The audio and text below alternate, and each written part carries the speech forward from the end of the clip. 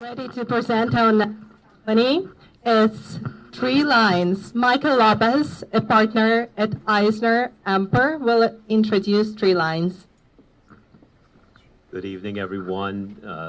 As you just heard, my name is Michael Lopez. I'm a partner at Eisner Amper, and I have the privilege of introducing Tammy Hepps, who's the CEO of Treelines. And if you'll just bear with me for about 30 seconds, I'd like to just give you the high-level pitch on Eisner Amper.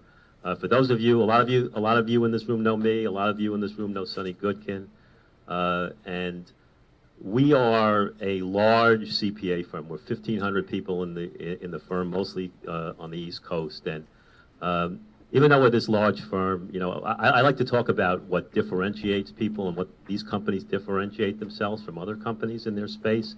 Is that we're very entrepreneurial. And we are very high on the early stage technology space, and I lead that group within our firm. We are spending a lot of time investing our time and energy in helping these small companies grow into large companies. We're not worried about the fees down here. We're hoping that we like to develop relationships with these companies, help them grow, and turn into our next large companies, and that's what I think differentiates us from most accounting firms. That being said, again, I have the privilege of introducing Tammy Hepps, and a lot of you may say to yourself, so what's so sexy and compelling about a genealogy website? I'm not going to tell you about that. Tammy's a very exceptional young lady, and I'm going to let Tammy tell you all about that. So, Tammy Hepps, CEO of Treelines. Thank you. Thank you.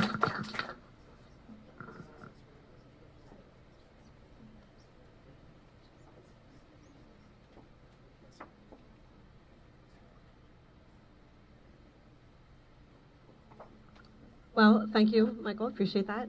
I'm very excited to be speaking to all of you today about my website, which is Treelines. So Treelines are storylines for your family tree.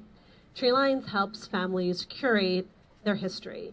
The website that we've built is collaborative software which engages the whole family in transforming family trees, artifacts, and memories into an interactive and entertaining family history website. My background is quite deep in both genealogy and technology. I've been into my family tree since I was 12 and a software developer for almost as long. I got my AB in computer science from Harvard.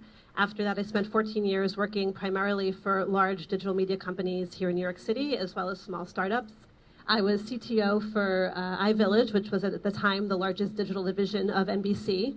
I ran software development for the New York Times website, and I also was responsible for all of the technology behind SparkNotes.com during its phase of rapid growth after it first came to market.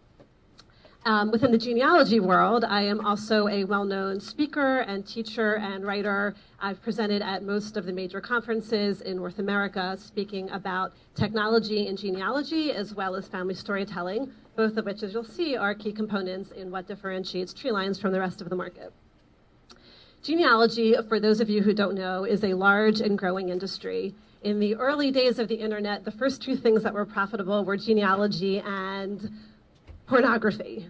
Well, I'm not here to speak about the latter, but I am here to say that from the early days, genealogy was making money online and continues to do so.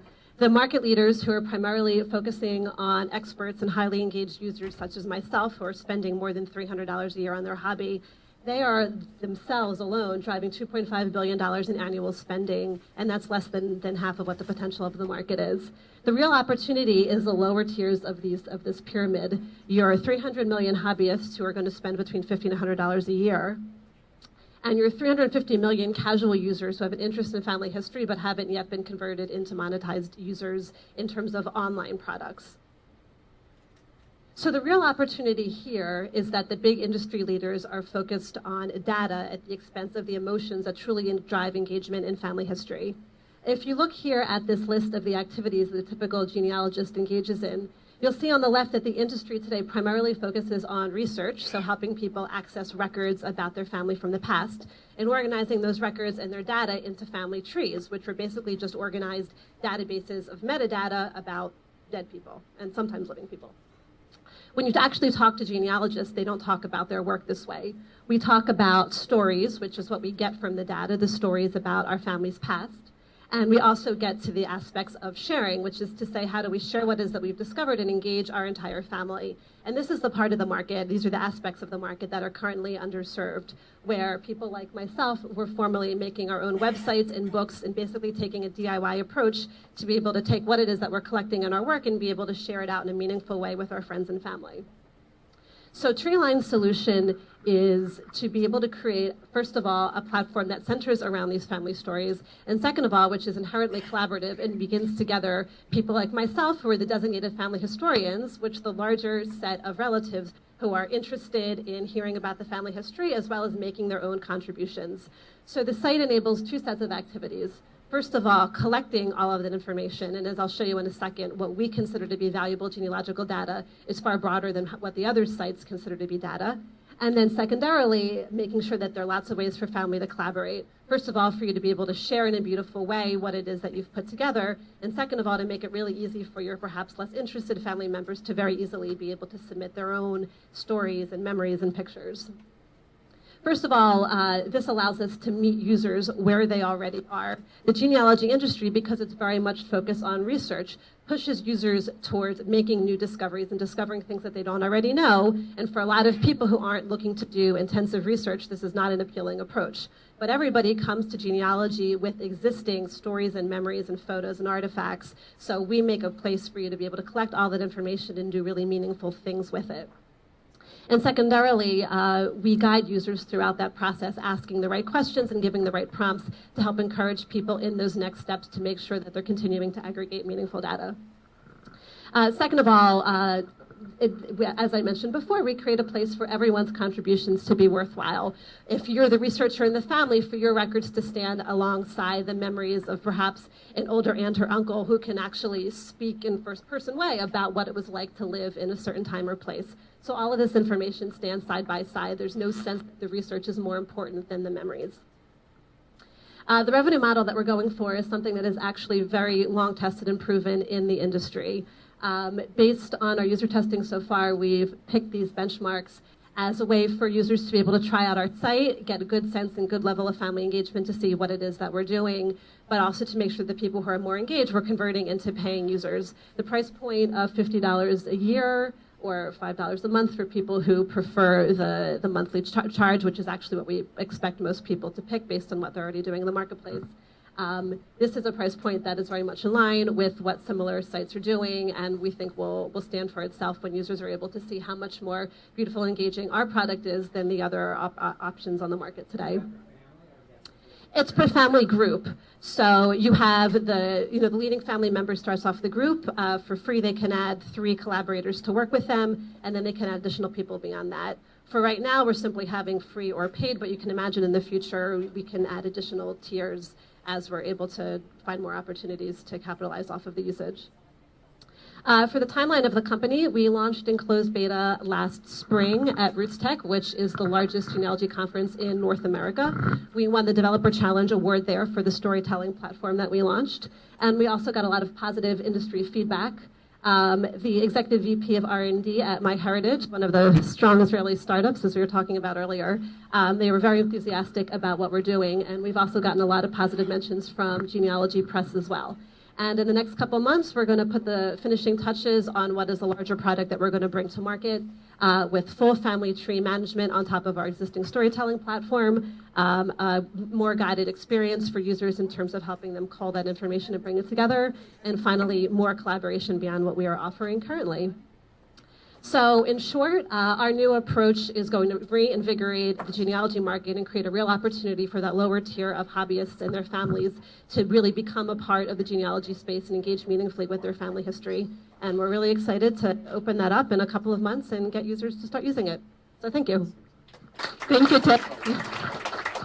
What went to the question?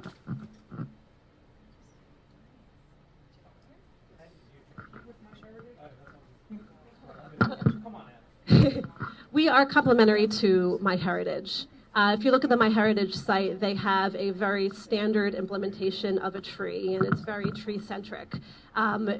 we kind of flip that model on its head. Because we're people-centric and family-centric and story-centric, the tree is there, but it's not what's front and center. My heritage really encourages you to keep adding more people to the tree and more basic facts, and we're really more about adding much more meaningful data, which is kind of hidden in the background on a site like My Heritage.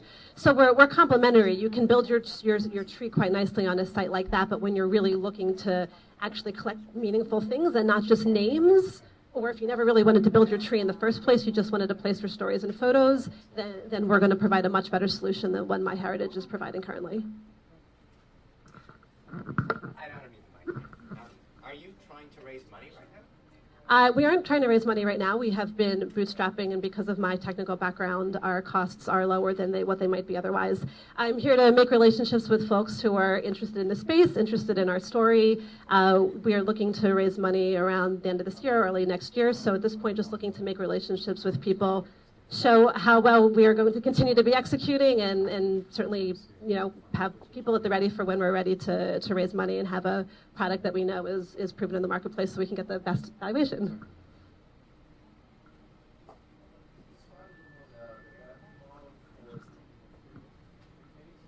In the free case, there isn't necessarily the revenue model. For free, we find there are a lot of users, especially in the genealogy space, who are certainly wary of paying, although they understand very much that genealogy online is well established as a pay-per-play space. So we tried to pick these benchmarks based on the data that we've been collecting in our beta of what would be a tree size past which a user would be likely to be sufficiently engaged in the product that they would be comfortable paying, or past in terms of collaboration. Again, they're trying to engage, the right amount of their family that they would be comfortable paying. What we found is that there's some reluctance in what people are approaching as a hobby as opposed to professional interest to pay without having a really good sense of what the product is and does. So we picked the benchmarks to try to give people a good sense of what it does. If the tree were too small or there were too few collaborators, people wouldn't see how awesome it can be because they'd be artificially curtailed.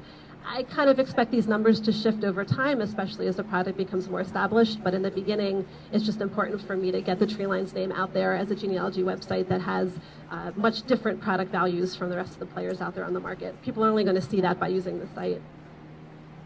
Thank you. Thank you, Tammy. With this, we are concluding our presentation of the evening.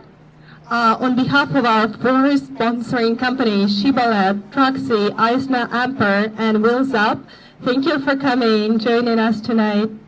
Last